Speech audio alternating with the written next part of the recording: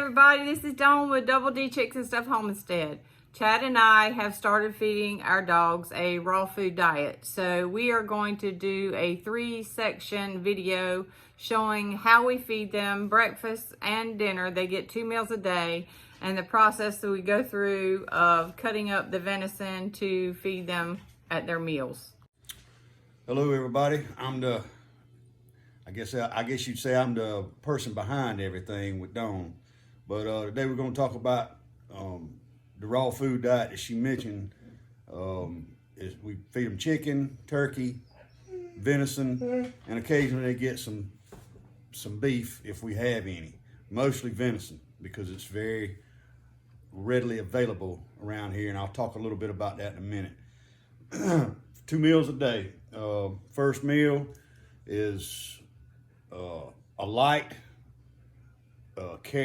we do venison, ground venison, carrots, sweet pea, dehydrated sweet peas, sweet potatoes, and broccoli stalks, and you run that through a meat processor. And I'll show you that on the next video. Right now we're going to show you how I feed them in the mornings. We got 3 dogs. They average around a pound and a half a day, a little bit closer to 2 pounds a day of eggs, vegetables, and meat. The dogs average between 80 to 100 pounds, all 3 of them. So the recipe in the morning time is 2 eggs, about 5 or 6 ounces of meat with the vegetables in it. Mix it up, serve it to them cold. And we'll get to the evening meal on the next video. But here's what we got. We got carrots and venison. That's chicken we have a handicapped dog. She eats chicken in the evening time. And then we got the evening meal. Normally what I do is start off with the eggs, and everything's coming from the farm. The eggs come from the chickens, and they also go back to the chickens with the shells and everything else. The vegetables coming from the farm, except for the dehydrated sweet peas. We buy them in the grocery store. It's just easier to do. So we'll get this going like this. All right, so got a meat. I've done this enough that I kind of know how much to put in here. Like I said earlier, 5 or 6 ounces of meat. I got a set of scales over there for the evening meals. So we're just gonna get this going for them.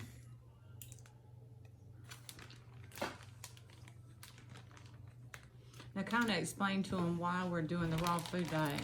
All right, well I'll get to all that.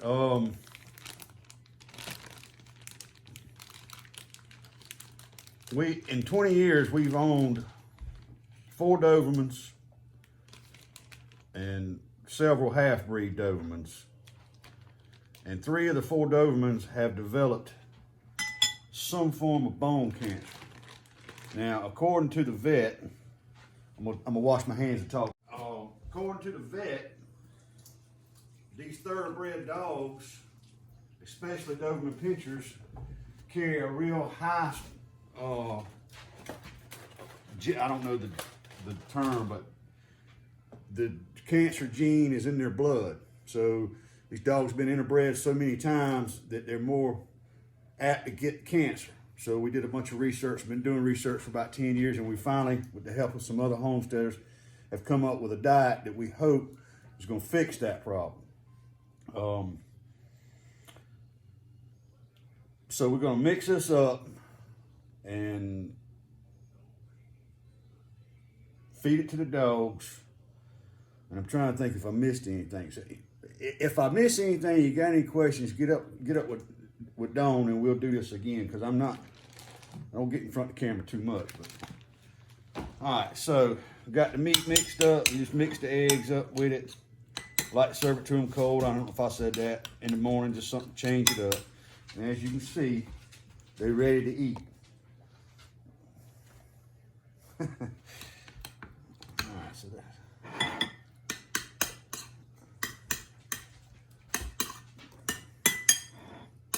Now, I want to say this to all those people out there who who are wondering why I said that venison was so easy to get.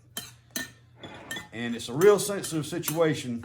We're in South Carolina. For those who are not in South Carolina, if you're a hunter, you know what I'm talking about. They have a program in South Carolina for the farmers called defamation permits. And let me say right out the gate, I'm very much against it.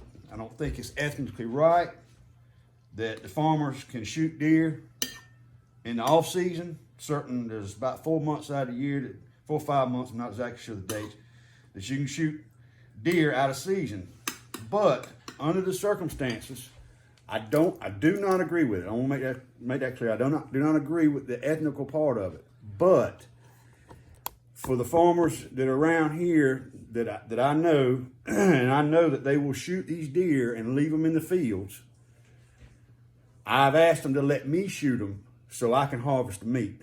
I'd rather put it in the freezer or feed it to my friends or, pass it along, and I do all the work. It's me and my oldest son, and we go out at night, and I got a rifle that I don't need no light.